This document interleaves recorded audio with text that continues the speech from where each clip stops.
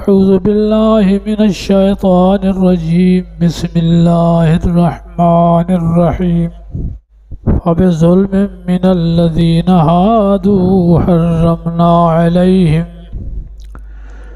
طيبات أحلت لهم وبصدهم عن سبيل الله كثيرا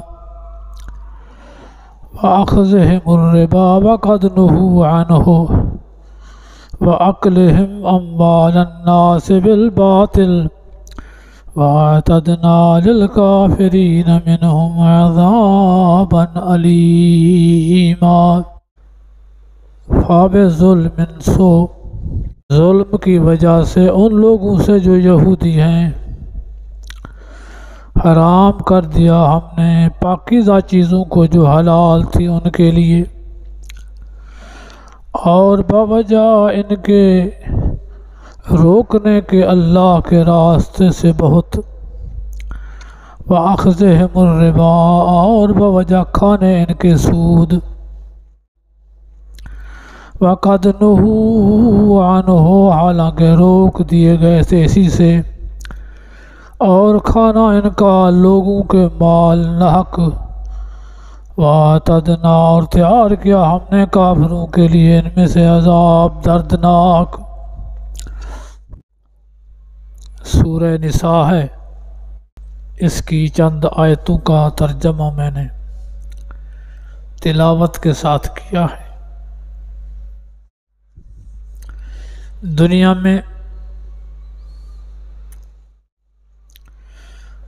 انسانی حوالے سے ایک بڑی امت جس کے پاس آسمانی کتاب موجود ہے وہ یہودی ہے۔ مسلمانوں سے بھی پہلے ہیں، نصارہ مسیحی عیسائیوں سے بھی پہلے ہیں۔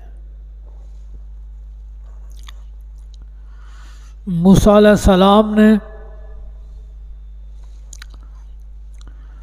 اللہ تعالیٰ کی طرف سے ان کے سامنے کتاب پیش کی جس کا نام تورات ہے، اور تورات آسمان سے لکھی لکھائی آئی۔ ان لوگوں نے بڑی مشکل سے اس کو مانا۔ موسیٰ علیہ السلام کے دور میں بھی خلاف ورزی کرتے رہے اور بعد میں بھی۔ موسیٰ علیہ السلام کی اس کتاب کی تائید میں اللہ تعالیٰ نے اور نبی بھیجے۔ موسیٰ علیہ السلام بھی اللہ کو پیارے ہو گئے، ہارون علیہ السلام بھی اللہ کو پیارے ہو گئے، تو اس کتاب کی تائید میں اللہ تعالیٰ نے بہت نبی بھیجے۔ تاریخی حوالے سے 4000 انبیاء کا تذکرہ آتا ہے، اور ایک ایک وقت میں کئی نبی اس تورات کی تلقین کے لیے اور اس پر عمل کرنے کے لیے۔ لیکن یہودی ایک ضدی اور ہاٹھ درم قوم ہے۔ انہوں نے انبیاء کی باتوں کو ماننے کے بجائے انبیاء کو قتل کیا، اور قتل بھی جان بوجھ کر کہ واقعی یہ نبی ہیں، حق پر ہیں، لیکن اس کے ہوتے ہوئے ان کی مرضی کے خلاف تھے تو ان کو قتل کر دیا، اور یکے بعد دیگر قتل کرتے رہے۔ حالانکہ قتل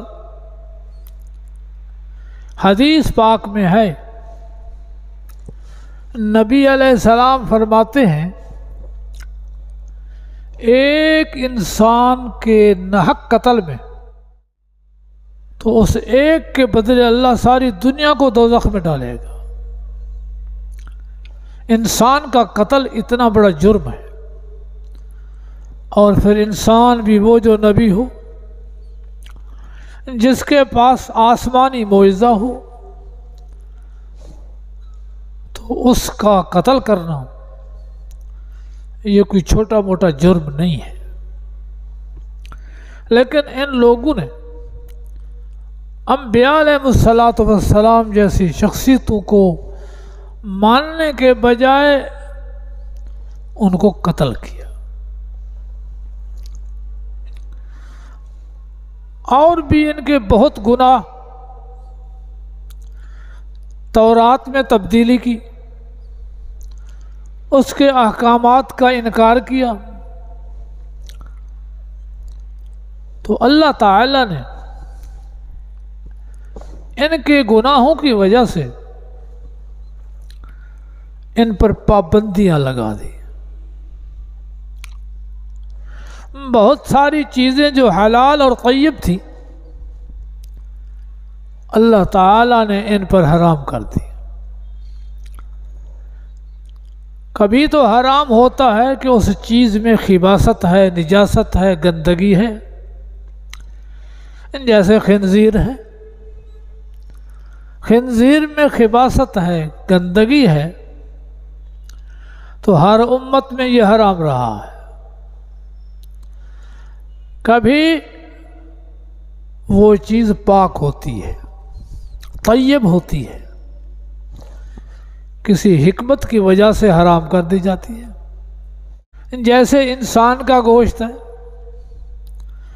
انسان پاکیزہ چیز کھاتا ہے، حلال چیز کھتا ہے، حلال سے اس کا گوشت بنتا ہے، لیکن انسان ہے، اس کا احترام ہے، سو اس احترام کی وجہ سے انسان کا کھانا، اس کا گوشت حرام ہے۔ اسی طرح گھوڑا ہے۔ گھوڑا ابو داؤد شریف حدیث کی کتاب ہے، اس میں لکھا ہوا ہے، حدیث میں، نہا رسول اللہ صلی اللہ علیہ وسلم عن اکل لحوم الخیل، کہ گھوڑے کے گوشت کو کھانے سے آپ نے روکا ہے۔ گھوڑا حلال چیز، پاک چیز ہے، گھاس کھاتا ہے، لیکن اس کے ہوتے ہوئے آپ نے اس کو روک دیا کہ یہ ایک جہاد کا آلہ ہے، ایک جہاد کی چیز ہے، تو اس کو کھانا نہیں چاہیے۔ سواری کرو، جہاد کرو، لیکن اس کو کھا نہیں سکتے۔ تو کبھی تو چیز حلال ہوتی ہے، اس کے اکرام میں، اس کی تکریم میں، اس کی عزت میں کھانا اس کا ممنوع ہو جاتا ہے۔ تو یہودیوں میں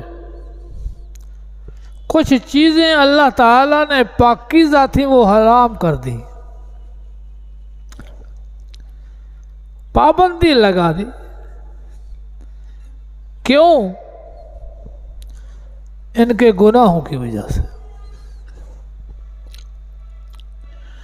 اونٹ کا گوشت، اونٹنے کا دودھ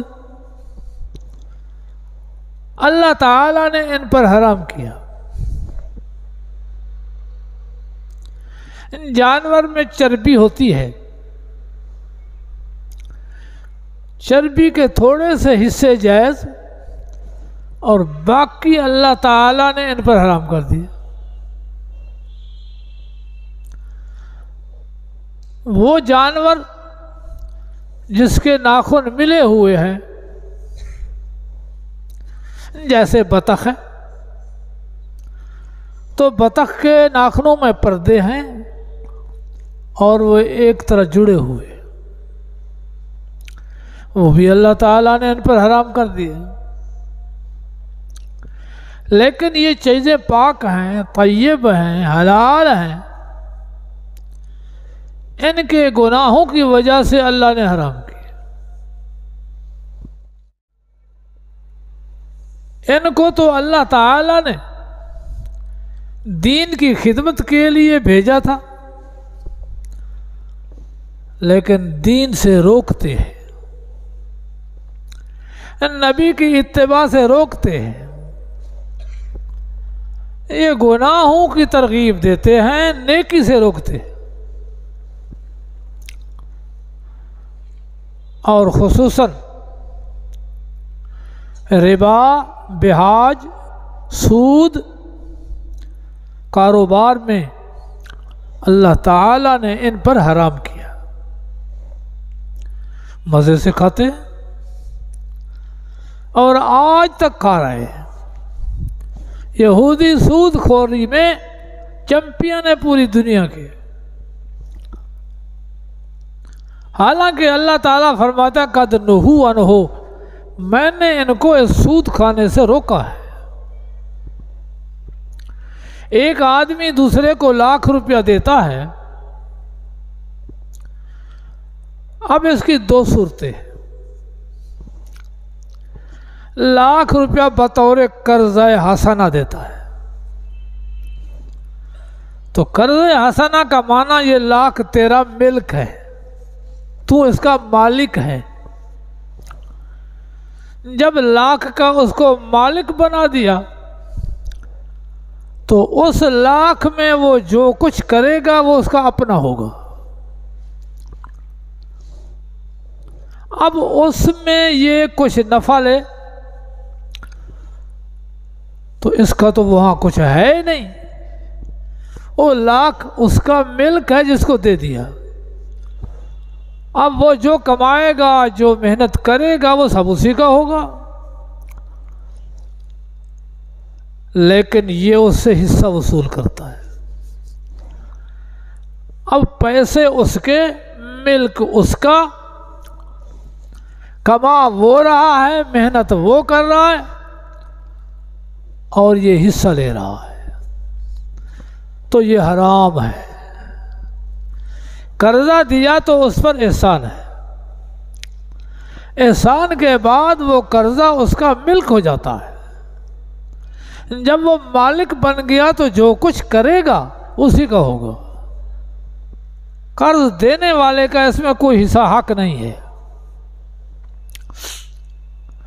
₹1,00,000 دیتا ہے اس شرط پر کہ یہ 1,00,000 میرا ہے، اس کا میں مالک ہوں، تو اس میں کاروبار کر۔ تو پیسے مالک کے، محنت اس کی، اب یہ بانٹیں گے۔ جو پیسے کا حصہ ہے وہ مالک کو ملے گا، جو محنت کا حصہ ہے وہ محنت کرنے والے کو ملے گا۔ اس کو شریعت میں مضاربت کہتے ہیں۔ مضاربت میں پیسے ایک کے ہوتے ہیں، ملک اسی کا ہوتا ہے، اور محنت دوسرے کی ہوتی ہے۔ محنت والا اپنی محنت لیتا ہے، پیسے والا اپنے پیسے کا حصہ لیتا ہے۔ یہ شرائط پر جائز ہے، مالک جتنی شرط مقرر کر دے اس کے حساب سے وہ اس سے اپنا نفع لے گا۔ سود ہے کہ مالک کا ملک ہے نہیں، ملک اس کا ہے جس نے قرضہ لیا ہے، مالک کا احسان ہے اس پر کہ قرضہ دے دیا ہے۔ اب جو کچھ وہ کمائے گا وہ سارا اسی محنتی کا ہوگا، مالک کا اس میں حصہ نہیں ہے۔ یہ دو چیزیں الگ ہیں، سود اور مضاربت۔ مضاربت میں پیسے مالک کے ہوتے ہیں، محنت کار کی ہوتی ہے۔ سود میں پیسے سب کچھ محنتی کا ہوتا ہے، اور اس سے یہ نفع لے، یہ حرام ہے۔ نبی کریم صلی اللہ علیہ وسلم نے اس سے سخت روکا ہے۔ فرمایا درہم و ربا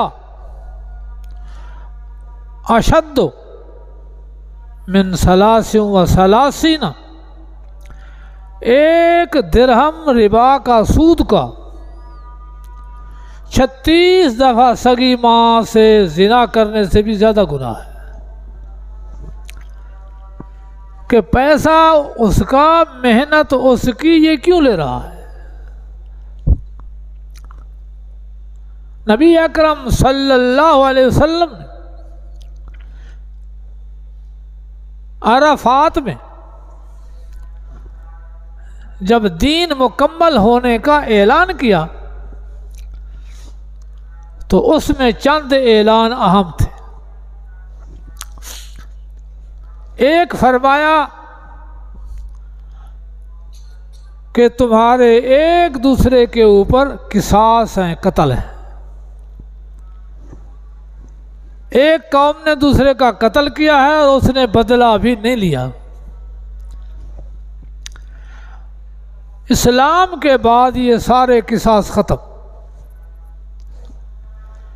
اور سب سے پہلا ہمارا بنو ہاشم کا قصاص فلاں قوم کے ذمہ ہے۔ میں اس سے برات کا اعلان کرتا ہوں کہ ہم یعنی بنو ہاشم قصاص نہیں لیں گے۔ فرمایا میرے چچا عباس کے لوگوں کے ذمے سود کے پیسے ہیں، سود کا کاروبار تھا ان کا، اور بڑا وسیع کاروبار تھا،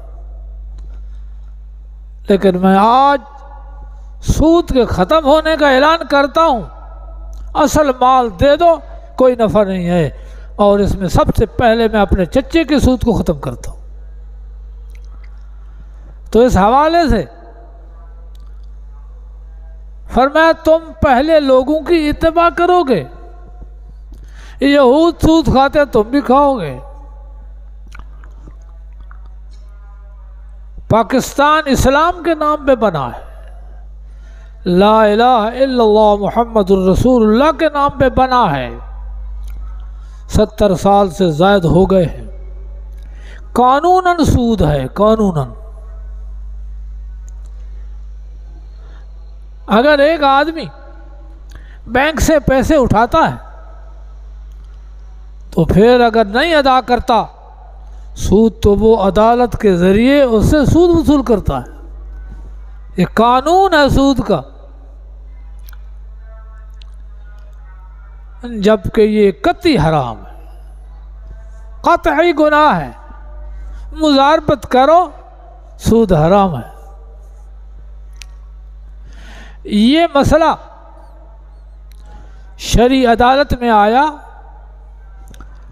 کئی دن وہاں بحث ہوئی، اور شرعی عدالت نے فیصلہ دیا کہ پاکستان میں سود ختم ہے۔